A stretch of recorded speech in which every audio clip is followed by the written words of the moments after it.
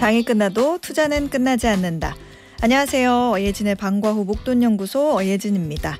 11월 12일 수요일 오늘 우리 시장 순조롭게 잘 갔습니다. 코스피 지수 어제보다 1% 오른 4,150선 기록했는데요. 3거래일 연속 상승세죠. 개인과 외국인의 순매도에도 불구하고 기관이 9천억 원 넘게 주식을 사들이며 지수를 끌어올렸습니다. 다만 어제 미국 증시에서 소프트뱅크가 엔비디아 지분 전량을 매각하면서 AI 업종 전반의 투자 심리가 위축됐었는데요. 오늘 삼성전자와 SK하이닉스도 소폭 약세 보였습니다. 코스닥 지수는 많이 올랐습니다. 2.5% 뛴 906.51 기록했는데요. 코스닥 시장에서는 외국인 매수세가 좀 돋보였습니다. 바이오 관련주 강세 보였네요. 반면에 오늘 달러원 환율 2원 40전 오르며 1,465원을 넘어섰는데요. 장중 한때 1,470선까지 치솟으면서 채권 가격이 급락하는 일이 있었습니다. 지금 이곳 목동의 기온은 16도입니다. 어예진의 방과 후 목돈연구소 시작합니다. 이하이 1, 2, 3, 4 띄워드리면서 어예진의 방과 후 목돈연구소 문을 열었습니다.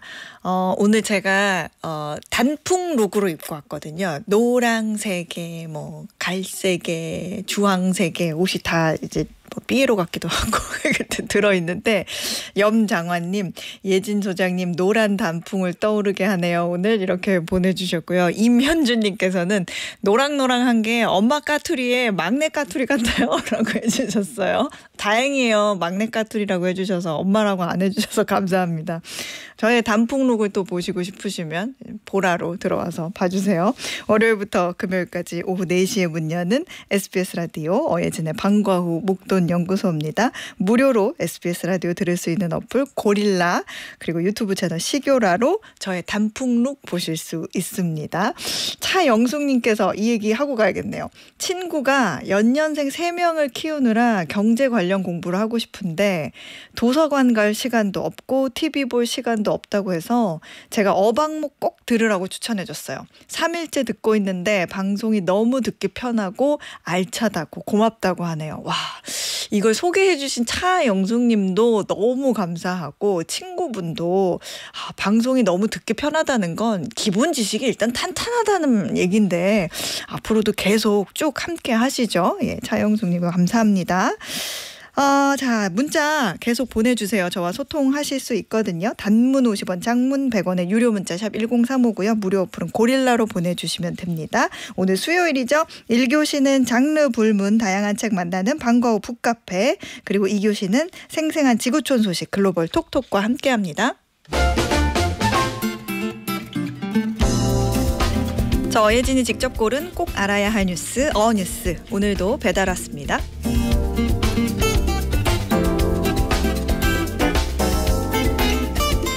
워런 버핏이 올해 은퇴를 앞두고 마지막 편지를 보냈습니다.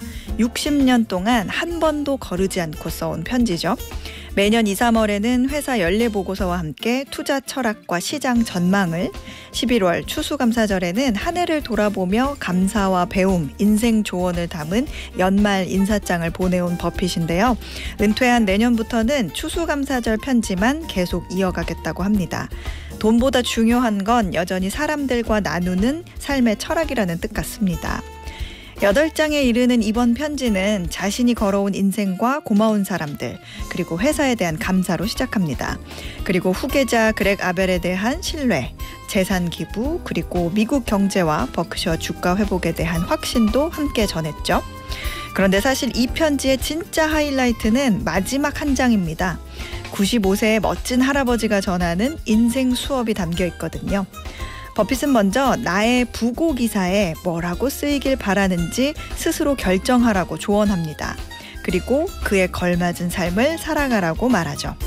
결국 인생은 사람들의 기억 속에 남는 방식으로 평가된다는 얘기겠죠.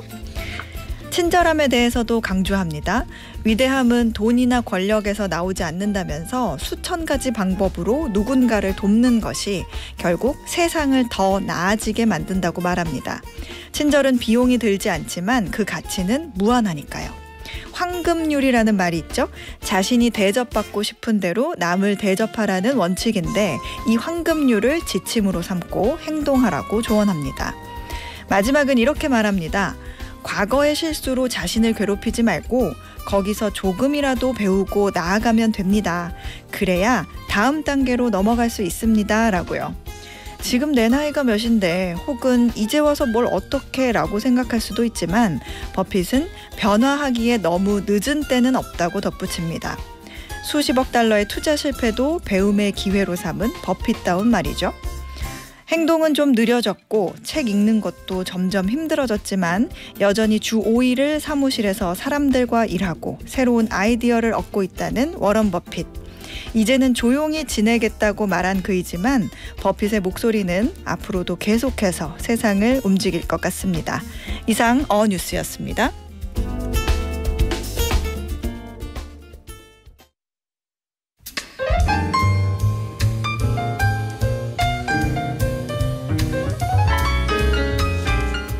경제부터 인문, 사회, 문학, 자기계발서까지 다양한 책이 있는 방과후 북카페. 오늘도 예스24 손민규 도서 MD가 책 소개해드립니다. 어서 오세요. 네, 안녕하세요. 예스24 도서 MD 손민규입니다. 박희정님께서 문자 보내주셨는데 네. 어방목 코너 다 좋은데 유독 방과후 북카페가 좋은 건 간접적으로 서점, 신간 구경하는 느낌이 나서 좋더라고요. 이렇게 보내주셨네요. 아유, 감사합니다. 네. 어마어마한 칭찬을 받으셨습니다. 네. 자, 오늘 어떤 책 만나볼까요? 오늘도 신간 한 권 들고 왔는데요. 네. 농업 농산물에 관한 신간으로 준비했습니다. 지난주 뉴스 중에서 중국과 미국산 이제 농산물 수입에 관한 얘기가 나왔는데요. 네. 중국이 대두에 이어서 미국산 밀까지 무려 1년 만에 구매하기로 했다고 했죠. 그 중국이랑 미국 이제 두 나라가 오랫동안 싸워왔는데 또 대립 모드에서 한 발씩 좀 물러나는 모습이 아닌가 하는 관측이 있었습니다. 미국이랑 중국 하면은 경제 대국이잖아요. 네. 굉장히 이런 큰 경제 대국에서도 농업, 농산물은 굉장히 중요한 문제입니다. 사실 대한민국에도 중요한 문제인 건 마찬가지인데요. 근데 그 일반인들의 관심이 높은 것 같지는 않습니다. 일단 책 중에서도 농업에 관련한 책이 별로 안 나오고요. 나와도 그렇게 인기가 많지는 않습니다. 그래도 대한민국에서 농업, 농산물 문제에 관해서 꾸준히 관심을 갖고 책을 출간해온 저자가 있습니다. 네. 바로 남재작 농학자인데요. 전작이 식량위기 대한민국이었고 최근에는 대한민국 식량의 미래라는 책을 발표했습니다. 지금 사회정치 분야 46위에 올라와 있는 책입니다. 사실 가을이 이렇게 한 해 농사를 또 돌아보는 시기이기도 네. 하고 또 최근 전 세계에서 이제 돌아가는 이야기를 쭉 보면 뭐 네. 기후 변화도 그렇고 전쟁 이런 문제를 통해서도 점점 식량 안보의 중요성이 굉장히 커지고 있는데 네. 적절한 시기에 우리가 한번 고민해봐야 되는 이야기가 책으로 나온 것 같네요. 네, 그런 것 같습니다. 특히 또 국내 저자가 쓴 책이라서 대한민국 이야기가 많이 담겨져 있는데요. 올해 나온 여러 가지 굵직한 사건도 있습니다. 이제 먼저 배추, 금배추 관련한 얘기였죠. 네. 올여름 배추 가격이 급등해서 이제 우리 대한민국 사람들이 사랑하는 배추김치 더 이상 못 먹는 거 아닌가 그런 우려도 있었는데요. 지금 보니까 이 겨울 배추는 또 안정이라고 하더라고요. 그러게요. 그렇지만 언제든 이제 가격이 급등할 수 있는 가능성이 있는 게 원래 배추가 서늘한 지역과 서늘한 기후에서 자라는 채소입니다. 네. 그런데 우리나라도 점점 더 더워지면서 여름이 훨씬 길어지고 봄, 가을이 짧아지다 보니 배추를 재배할 수 없는 환경으로 가고 있고요. 또 문제 중에 하나가 그 여름 배추가 주로 고랭지 지역에서 재배를 하는데 네. 이 고랭지 지역은 원래 밭이었던 공간이 아니었기 때문에 비가 많이 내리면 토양 유실이 굉장히 심각해지는 곳입니다. 또 비도 많이 내리잖아요. 그래서 이제 고랭지 지역도 점점 더 밭지대가 아니라 막 자갈지대로 바뀌고 이런 이유 때문에 이제 배추김치를 점점 더 즐기기 힘든 환경으로 가고 있다라고 합니다. 그래서 이 문제를 풀려면 우리나라가 좀 공급망을 다변화해야 된다는 얘기도 하고 있고요. 아시아의 네. 다른 지역 이제 고산지대를 좀 확보해서 우리나라 사람들이 먹을 배추를 미리 계약하는 식으로 공급망 다변화가 필요하다고 또 얘기를 하고 있습니다. 또 기후 위기하면 빠지지 않는 게 또 등장하는 과일이 사과잖아요. 네. 올 봄에도 뭐 갑자기 이상기후 발생해가지고 사과꽃이 다 떨어졌다 이런 네. 기사도 본 것 같고 점점 사과를 이제 재배할 수 있는 지역이 올라가고 있다, 네. 북상하고 있다는 것도 우리가 잘 너무 느끼고 있죠. 네. 강원도 홍천에서 난 사과 저도 어제 먹었거든요. 오늘 네. 맛있더라고요. 그렇죠. 네. 네. 이제 사과가 거의 강원도까지 올라왔고요. 원래 전통적인 재배 지역이었던 대구 이쪽에서는 더 이상 또 사과가 나오지 않는다는 얘기가 단골처럼 들려오는데요. 그런데 또 남재작 저자는 이런 질문을 던집니다. 네. 우리나라 사람들이 먹는 사과가 주로 부사이고 부사에 해당하는 문제인데 과연 우리나라 농업이 기후 위기 탓만 했지 사과 품종을 좀 다변화할 노력을 충분히 해야 하는가 이런 질문을 던지고 있고요. 또 사과 부분을 이야기하면서 등장하는 또 흥미로운 에피소드가 있었습니다. 네. 사과를 만약 해서 우리나라에서 재배를 못한다 했을 때 수입하면 되지 않냐. 뭐 이런 고민이 있고 수입하면 원래 사과를 재배하던 농가 쪽에서는 타격이 있겠죠. 이제 수입산과 그렇죠. 경쟁을 해야 되니까. 이런 얘기를 친구와 나눴더니 친구가 씩 웃으면서 이런 얘기를 했다고 합니다. 우리나라 과일 산업을 지키는 건 과실파리야. 예, 이런 얘기를 했다고 합니다. 과실파리? 네. 그 날아다니는 그런 파리 네, 말씀하시는 거죠? 네, 그 파리가 굉장히 귀찮은 존재인데 우리나라만 아니라 모든 나라에 있죠. 그래서 이 파리가 그 과실을 먹고 이제 과일 안에다 알을 낳으니까 네. 수입 단계에서는 뭐 우리나라도 그렇지만 다른 나라도 이거를 농약만으로는 안 된다고 합니다. 과일 안에 파리알이 있다고 가정하고 저온을 하든지 아니면 증열 처리를 한다고 하거든요.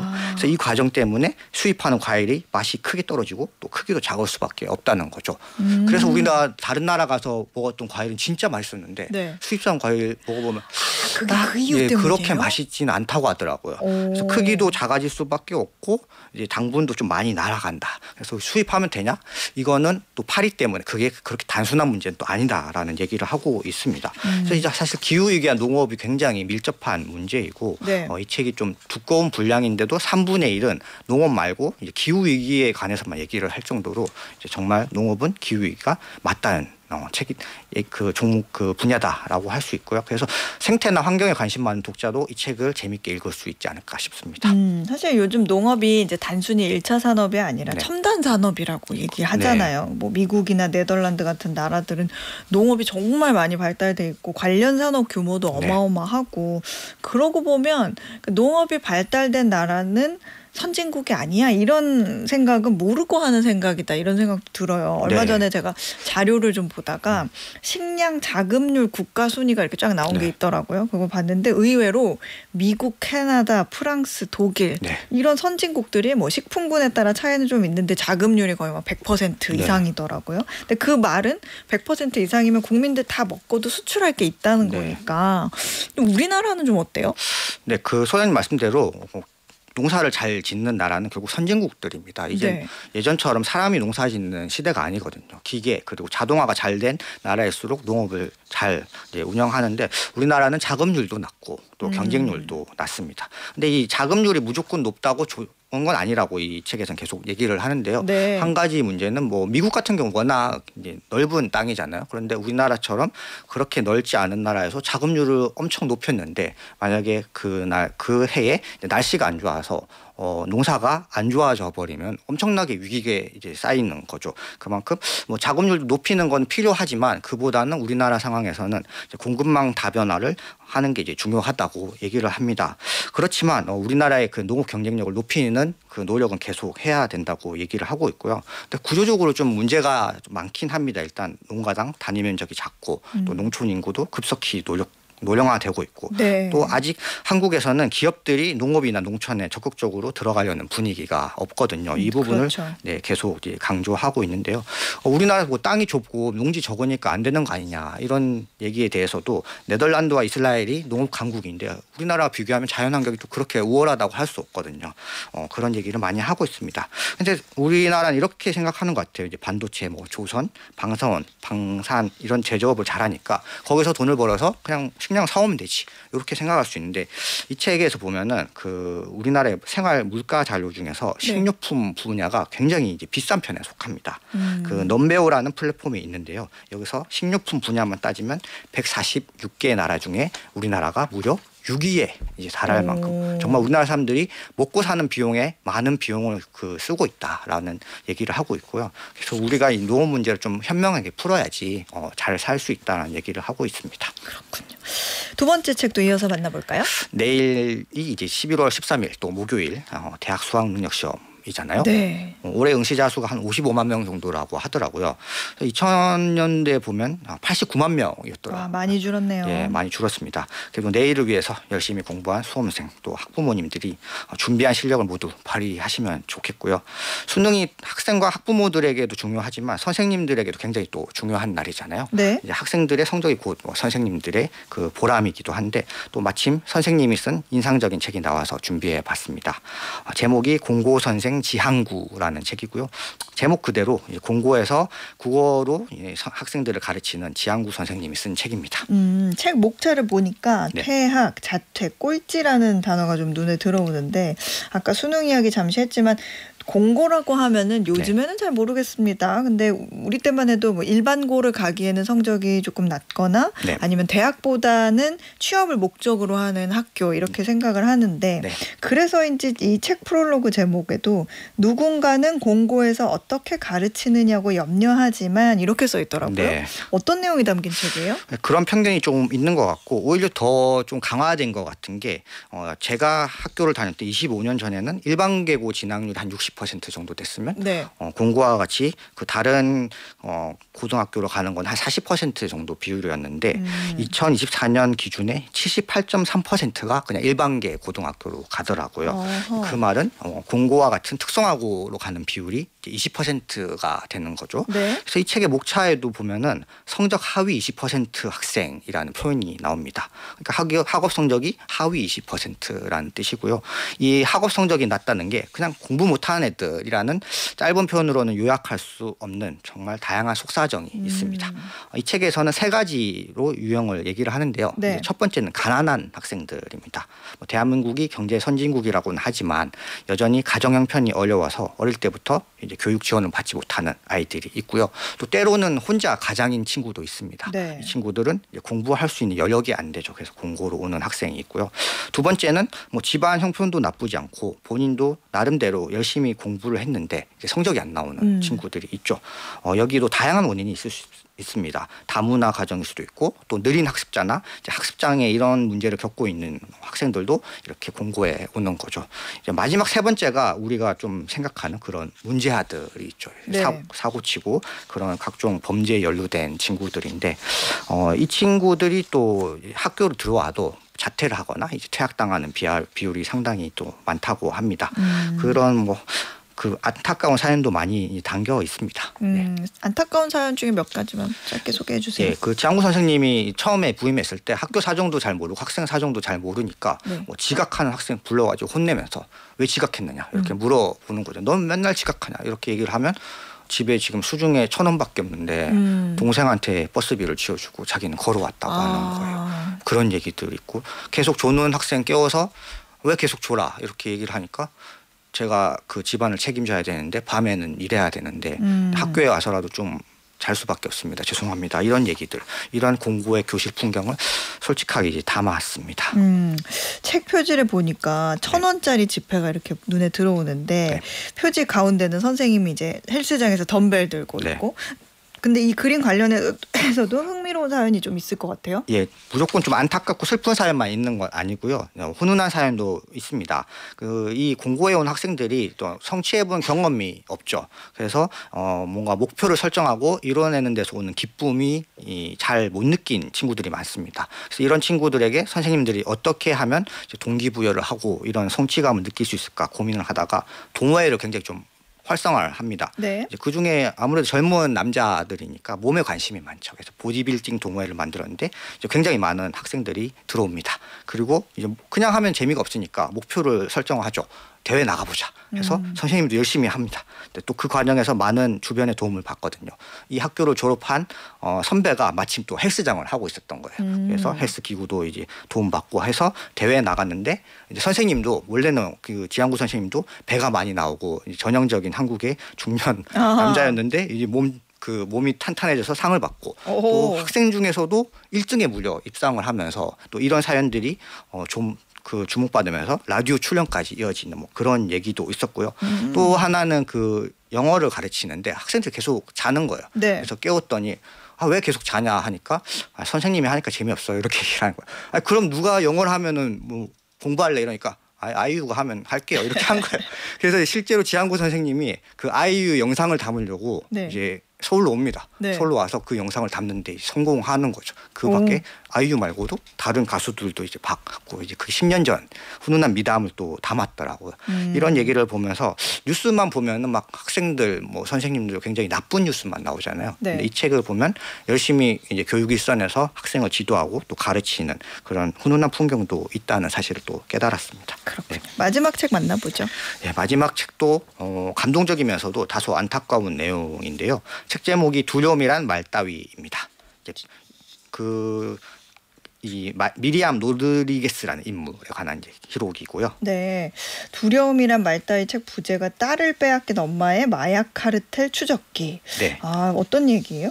이제 미리암이라는 사람이 그 생활력이 강한 50대 중년 여성입니다. 네. 이 책의 무대가 멕시코인데요. 그 타마울리파스주 산페르난도 지역에서 일어난 사건입니다.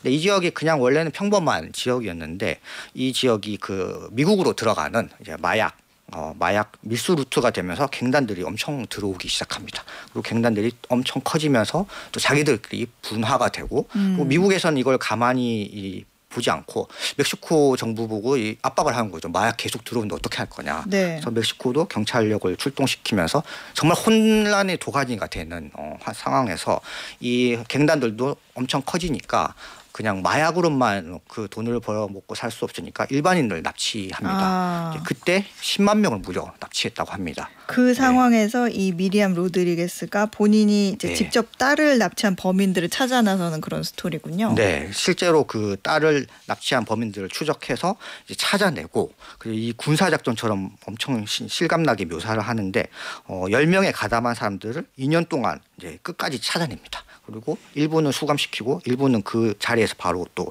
사살당하기도 하는데요. 안타깝게도 그런데 이 조직원들이 탈옥합니다. 그래서 마침 미리암도 결국은 이제 죽게 되는 이런 얘기를 이제 담은 영웅에 관한 영화 같은 이야기면서도 공권력이 없어졌을 때 얼마나 좀 비참한 사회가 될 수 있는지를 알려주는 사회 고발서입니다. 그렇군요. 두려움이란 말 따위까지 만나봤습니다. 네, 지금까지 손민규 도서 MD의 소개로 만나봤습니다. 오늘도 고맙습니다. 감사합니다. 매주 월요일부터 금요일 오후 4시부터 5시까지 경제에 관한 상식, 지식, 투자 노하우 충전하는 시간입니다. SBS 라디오 어예진의 방과 후 목돈연구소와 함께하고 계십니다. 정미선님께서 조금 전에 선생님이 쓰신 책 제목 알려주세요 하셨는데 지한구 선생님이 쓴 공고선생 지한구입니다. 오늘 보내신 문자 중에서 내일 또 수능 응원해 주시는 문자들이 있었는데 한유나님은 옆에서 살뜰히 저를 도와주고 챙겨주던 공익 선생님이 내일 수능 다시 보신다고 좋은 결과 있길 바란다고 해주셨고요. 전의재님께서는 내일 수능 보는 이민정 외 모든 수험생분들 응원합니다 이렇게 보내주셨네요.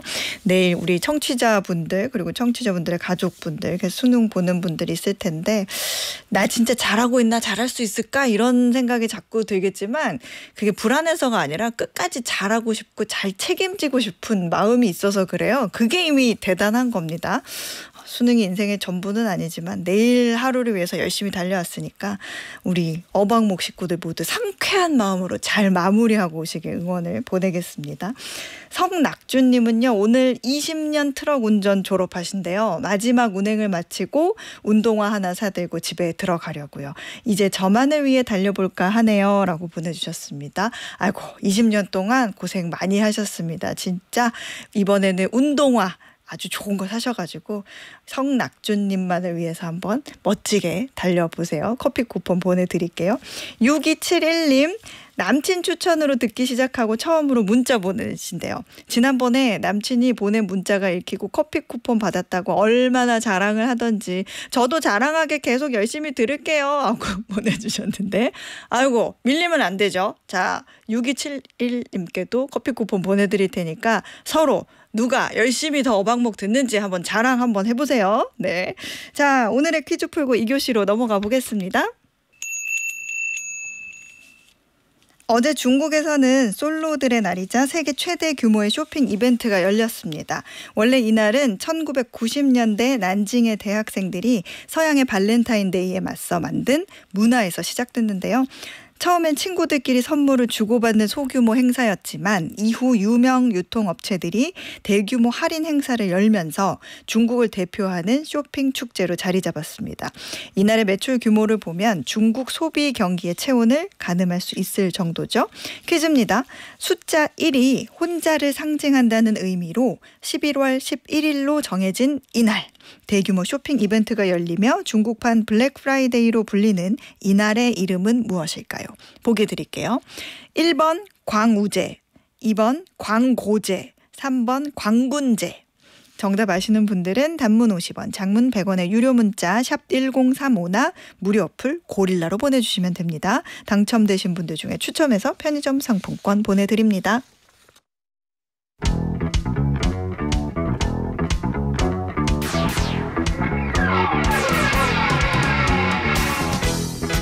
지구촌 방방곡곡을 줌인해 자세히 들여다보는 글로벌 톡톡. 오늘도 한국경제TV 신인규 기자가 안내해드립니다. 어서 오세요. 안녕하세요. 네.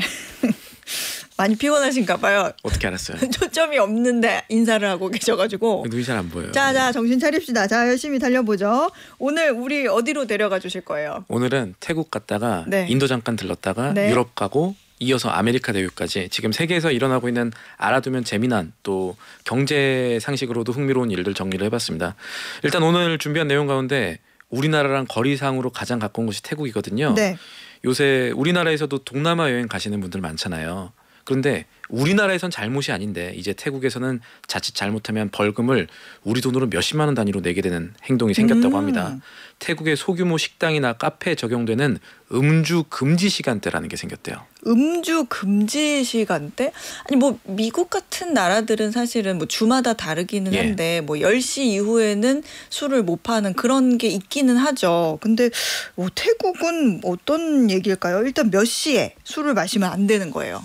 이게 아까 말씀하신 것도 그런 게 그러니까 술을 팔지 못하는 나라들은 있거든요. 네. 근데 마신다고 이제 처벌이 되는 건데 그 시간이 태국 시간으로 자정부터 다음날 오전 11시까지고 그리고 오후 2시부터 5시까지에는 현지인도 이제 관광객도 허가받은 호텔이나 주점 같은 데가 아니면은 왜냐면 우리나라도 일반 음식점에서 술 팔잖아요. 네. 밥 먹을 때 이제 반주 습관 가지시는 분들도 아마 분명히 계시긴 할 건데 어쨌든 이런 습관 가지신 분들이 술을 이 음주 금지 시간대에 드셨다가 소위 걸렸을 때 네. 최대 1만 바트를 내도록 하는 법이 시행이 됐습니다. 우리 환율 돈으로 얼마예요? 고려를 했을 때 이게 45만 원이 최대인 거예요. 거의.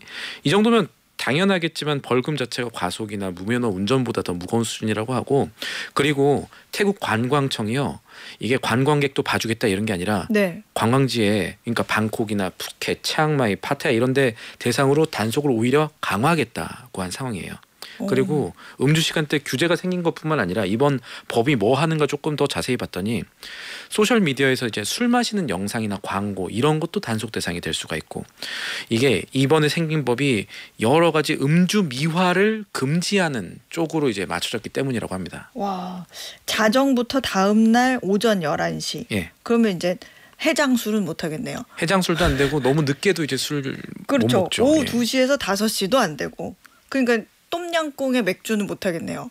어떻게 하면 맛있게 먹는지를 아시는 듯한. 예. 야, 근데 왜 이렇게 태국에서 음주를 이렇게 강하게 규제하는 거예요? 원래 태국이 좀 음주에 보수적인 그런 나라예요? 예, 맞아요. 이게 태국이 관광 산업이 발달했기는 했지만 원래 태국 왕실부터 해서 태국의 왕실 있잖아요. 네. 음주에 좀 보수적인 분위기가 있다고 합니다. 시간을 좀 거슬러 올라가면 지난 2008년에는 TV나 라디오에서 아예 주류 광고하면 안 된다 하는 법이 만들어지기도 했고 최근에도 여러 현지 인플루언서가 요새는 SNS가 워낙 또 핫하니까 여기에 술 사진 같은 것들 올리기만 해도 벌금을 물었다라는 사례도 찾았고 네. 또 지난해 뭐 태국 열차에서 주류 판매가 뭐 금지되기도 했다 뭐 여러 가지 얘기들 많은데 재밌는 게 우리나라 담뱃값에 보면은 네. 흡연을 하지 마세요 하고 좀 안 좋은 그림들이 맞아요. 붙잖아요. 그 폐 사진 있죠. 병 걸린 폐 사진. 태국은 그 술병에 그게 붙는데요. 어. 네, 그 정도로 약간 음주를 조금 싫어하는 문화가 있는 게 태국의 종교랑 관계가 있는 것 같습니다. 그러니까 종교. 태국 공식적인 종교가 있진 않는데 네. 전 국민의 90% 이상이 상좌부 불교 신자예요. 그러니까 불교 중에 좀 깐깐한 종파를 다 믿는다 이렇게 보시면 되고 태국 헌법에 태국 국왕은 불교 신자여야 된다 이런 조항도 있습니다. 그렇군요. 이 불교가 이제 음주에 그렇게 관대하지 않으니까 스님들이 우리나라에서 뭐 곡차라고 하면서 드시는 분들 계시는 것 같은데 네. 음주 적발되면 당연히 승적이 박탈되고 방송에서도 술 마시는 장면이 마치 우리나라에서 담배 피는 장면 안 되는 것처럼 모자이크 처리가 된대요. 이게 그러니까 종교적인 영향, 또 문화적인 영향이 이제 태국에서 술을 계속 금기시하도록 해왔다는 건데, 근데 사실 관광객한테도 이게 봐주지 않는다고 했잖아요. 그러면 고민할 만한 것들이 태국은 사실 관광 산업으로 먹고 사는 나라인데 이걸 막게 되면 관광객이 글쎄요 어떤 반응일까요? 그러니까요. 그래서 그것 때문에 방콕이나 파타야 현지 이제 뭐 협회들 이런 데서 사실 걱정하는 목소리가 많이 나온다고 해요. 사실 관광지에서는 대체로 좀 자유롭게 술도 마시고 싶을 때 마시고 이렇게 해야 좋을 텐데 이런 규제 법안이 나오니까 실제로 관광 산업이 타격을 좀 받을 수 있다는 우려가 태국에서 나온대요. 네. 그럼 얼마나 이게 관광이 큰 비중을 차지하느냐. 태국 경제에서 관광 산업이 차지하는 비중이 GDP의 20% 정도 된답니다. 이거 되게 큰 거예요. 엄청 크네요. 그러니까 음주 시간 규제가 본격적으로 적용되는 게 이번 연말부터인데 연말 이후 태국 관광지 소비가 좀 위축될 수 있다 이런 걱정이 현지에서 나오고 있고요. 그리고 우리나라 분들 겨울에 추울 때 동남아 가시는 분들이 계시더라고요. 맞아요. 태국 가시는 분들은 이 내용 참고하시면 되겠습니다. 그렇군요. 최정희님께서 술 좋아하는 우리 신랑 태국에서는 못 살겠네요. 태국으로 보내버릴까요? 이렇게. 아니 못 살겠다고 하시는 분을 보내버리시면 이거. 보내주셨네요. 자, 오케이. 다음은 어디로 가볼까요? 이제는 태국에서 조금 더 서쪽에 있는 나라 인도로 가보겠습니다. 요새 전 세계 사람들이 대화형 인공지능 뭐 챗GPT 많이 쓴다고 하잖아요. 네. 이거 이제 돈 내고 쓰시는 분들도 점점 많아지고 있거든요. 근데 우리나라에서는 이제 돈을 내고 쓰는 유료 서비스는 이게 한 3만 원 정도가 최저예요. 근데 동남아 지역에선 이거보다 좀 싼 요금제도 있습니다. 같은 챗 GPT인데요. 맞습니다. 그러니까 마치 뭐 인터넷도 왜 속도 조금 더 빠르게 하고 돈 많이 받는 그런 거잖아요. 네. 이 경제 규모 차이 문제도 있고 환율 문제도 있으니까 인도 뭐 미얀마, 방글라데시 이런 데서는 챗 GPT 고라고 해서 한 달에 한 7,000원짜리 요금제가 있대요. 근데 이번에 챗 GPT 개발사 오픈 AI가 인도에선 이 저렴한 요금을 아예 1년 동안 공짜로 하는 그런 파격 정책을 내놨습니다. 챗 GPT가 유료 서비스를 인도에 공짜로 푼 데는 사실 이유가 있을 거거든요. 이게 뭐예요? 인도가요 지금 전 세계에서 AI 회사들이 제일 노리고 있는 시장이라는 말이 있습니다. 인구가 많아서 그런가? 정확해요. 그것도 그렇고 중국도 제치고 이제 인구가 제일 많은 나라가 네. 됐잖아요. 14억 명이 넘는다고 하는데 재밌는 게 인터넷 사용자가 이제 9억 명 정도 된답니다. 5억 명이 더 쓸 수도 있다는 거고 또 하나는 이 9억 명 가운데 대다수가 젊은 24살 아래의 젊은이들이라는 거예요. 그러니까 시장이 열려 있구나. 시장이 열린 거죠. 지금 20대 인도인들의 마음을 사로잡으면 이 사람이 10년 뒤에 돈을 좀 벌 때에도 계속 같은 회사 서비스 쓸 수가 있겠죠. 네. 그러니까 어렸을 때 포카리 스웨트 마셔온 사람들이 어른 돼도 이제 포카리만 마시고 게토레이 잘 못 마시고 뭐 이런 거랑 비슷한데 이걸 경제 용어로 이제 락인 이펙트라고 합니다. 네. 우리나라식으로 말하면 뭐 가두리 효과라고 해야 될지 모르겠는데 어쨌든 그래서 AI 회사들이 가장 경쟁을 많이 하는 나라 가운데 하나가 인도라고 해요. 아까 제가 챗GPT가 무료로 뭘 풀었다 그랬잖아요. 네. 문제를. 챗GPT뿐만이 아니라 제미나이라는 인공지능 서비스 내놓은 구글도 인도에서는 통신사랑 손을 잡고 이제 무료 요금제, 할인 요금제 이런 거 내놓고 있고 비슷한 기업으로 퍼플렉시티라는 AI 회사도 프리미엄 요금제를 인도에서는 아예 1년간 무료로 풀었다고 합니다. 이게 그러니까 이제 시장에 진입하는 어떤 보조금, 그러니까 유인책 이렇게 그렇죠. 이해를 하면 되겠네요. 이렇게 처음에 이용할 때 고객님이 싼 가격에 한번 써보시고 이용해 주세요 하면서 이렇게 유인하는 전략적인 가격 책정이네요. 그래놓고 시장 정리되면 슬그머니 요금제가 이제 올라가는. 근데 그럴만도 한 게 이게 AI라는 거는 다양한 언어나 문화나 이런 데이터가 많아질수록 이게 성능이 개선이 되잖아요. 맞아요. 그러니까 그런 것도 노려서 인도에서 더 많은 사람들이 쓰면 쓸수록 이게 모델을 학습하고 피드백을 주는데 더 유리해서 오픈 AI 입장에서도 자기네한테도 유리하니까 이 시장을 노려서 이렇게 좀 싸게 공짜로 이렇게 푸는 게 아닌가 그런 생각도 드는데 AI 기업들이 전 세계 투자 전반적으로 많이 늘리고 있잖아요. 맞습니다. 이 챗GPT, 제미나이 뭐 이런 인공지능 서비스들 잘 돌아가려면 일단 데이터 센터 같은 기반 시설이 필수잖아요. 네. 우리가 잘 아는 대형 기술주, 빅테크들이 계속 투자 늘리고 있습니다. 어디에 늘리느냐? 지금 이제 유럽으로 좀 간 것 같아요. 구글이 지난 11일 독일에서 기자회견을 하나 열었습니다. 네. 요는 2029년까지 독일의 이 AI 기반 시설 인프라 마련하는 데 우리 돈 9조 원 투자하겠다 이렇게 했고 마이크로소프트 같은 경우는 이제 포르투갈에 14조 원 넘는 돈을 들여서 데이터 센터 짓겠다고 했습니다. 이 포르투갈이 유럽에서도 좀 중요한 게 이 정확하게는 포르투갈의 바다가 중요한 게 뭐냐면은 네. 그 바다가 지중해 맨 끝에 있잖아요. 그래서 유럽이랑 아메리카, 아프리카 이 대륙을 다 엮는 해저 케이블이 들어가요. 그래서 이 뭔가 세상이 예전에 인터넷 처음 생길 때처럼 바뀔 수 있는 건가? 그런 공사들이 일어나고 있는 건가?라고 볼 수 있는 움직임들이 계속 나오고 있습니다. 그렇군요. 그러니까 지리적으로 이제 통신 인프라의 허브 역할을 하니까 그걸 좀 전략적으로 하는 부분도 있고. 근데 또 아이러니한 거는 유럽이 AI 규제에 대해서는 굉장히 제일 엄격한 지역이잖아요. 근데 또 이런 부분에서는 AI 인프라는 굉장히 환영하는 그런 모습을 또 보이고 있나 봐요. 하긴 탄소 중립도 엄청 열심히 하려고 하니까. 그건 나중에 또 제가 한번 다뤄볼게요. 네. 자, 빅테크 기업들이 AI 투자가 또 과장됐다는 비관론도 요새 나오고 있다고요. 맞아요. 이 마이클 버리라고 이분이 미국의 2008년 경제 위기 서브프라임 모기지 사태 달았던 재밌는 영화가 있죠. 이 빅쇼트라는 영화의 실제 주인공 모델이기도 한데 네. 이 사람이 지금 AI 투자에 대해 경고를 했습니다. 이분의 주특기가 경고, 이 옐로 카드 하는 거예요. 맞아요. 이번에 어떤 옐로 카드를 날렸냐면 이런 겁니다. 자, 마이클 버리, 그러니까 내가 지금 AI 기업들의 투자 내용을 자세히 살펴봤더니 실적이 잘 나오고 있다는 미국의 AI 관련 기업, 메타라든지 구글이라든지 이런 기업들이 회계상으로 실적을 부풀려 왔다는 거예요. 어떻게요? 무슨 얘기냐면 이제 AI 서비스를 잘하려면 이제 데이터 센터도 필요하고 이런 데는 당연히 고성능 장치들이 들어갈 거잖아요. 네. 그런데 그 장치들 뭐 요새 엔비디아 GPU 성능 발전하는 거 보면은 한 세대 한 세대 지날 때마다 성능이 차이가 엄청 나는데 마이클 버리가 봤을 때 이 세대 이 엔비디아나 뭐 여러 가지 칩들의 발전 양상을 봤을 때 여기에 거대 기업들의 꼼수가 있다는 거예요. 지금 엔비디아나 뭐 AI 기업들이 사고 팔고 하는 최첨단 장비 요거 마이클 버리가 계산했을 때 한 세대는 2년에서 3년 정도밖에 못 쓴대요. 근데 이 장비를 사들이는 기업은 이 장비 5년에서 6년 정도는 쓸 수 있어요. 이렇게 회계장부에 기록을 해놓고 있다는 거죠. 그러면 이제 매 분기의 실적을 계산할 때 이제 감가상각할 게 줄어드니까 수익이 반대로 늘어나는 구조라는 거예요? 그렇죠. 이제 감가상각이란 말을 조금 풀어야 될 수도 있는데 이제 회계상으로 기업이 한 번에 돈 많이 나가는 큰 거 살 때는 이 비용을 몇 년에 좀 나눠서 이제 계상을 할 수도 있습니다. 이게 법에 어긋나는 게 아니긴 해요. 그리고 기업이 그렇게 사들인 자산은 한 번 사면은 그 가치가 매년 조금 떨어지게 되잖아요. 일단 중고가 되니까 그걸 이제 감가상각이라고 하고 이때 기업이 자산의 이 내용 연수라는 거를 길게 잡으면 연간 감가상각비가 줄어들게 됩니다. 쉽게 말해서 2, 3년 쓰는 거를 5, 6년 쓴다고 하면 매년 들어간 연간 비용이 줄어들게 되는 거예요. 근데 기업의 실적에서 봤을 때 한 기업의 이익이라는 거는 매출에서 비용 뺀 거잖아요.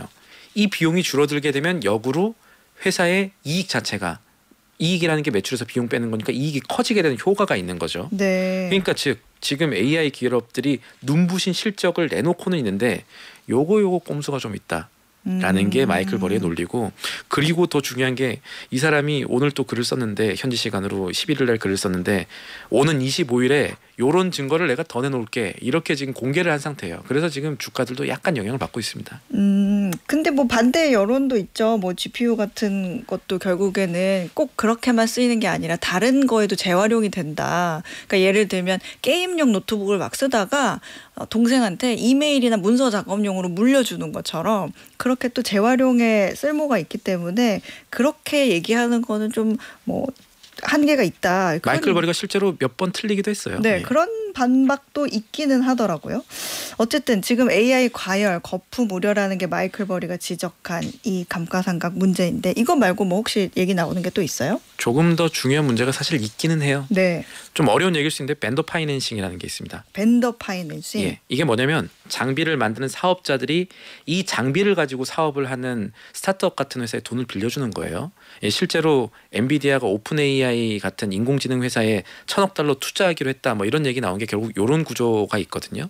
그러니까 오픈 AI는 투자 받는 대신에 엔비디아 돈 받는 대신에 엔비디아 칩 쓰는 거죠. 그러니까 엔비디아 입장에서는 내 물건 쓰는 회사에 돈 빌려주는 거니까 그렇게 돈 빌려주는 회사가 많으면 많을수록 결국은 내 물건 쓰는 수요가 높아질 거야. 선순환 구조가 될 거야 라고 생각을 할 수가 있잖아요. 네. 실제로 그런 게 이 업계만 있는 건 아닌데 이게 문제가 하나 있어요. 뭐예요? 어쩌다가 엔비디아한테 투자받고 최신 장비 받아서 서비스하는 기업이 실제로는 매출도 잘 안 나오고 해서 망해요.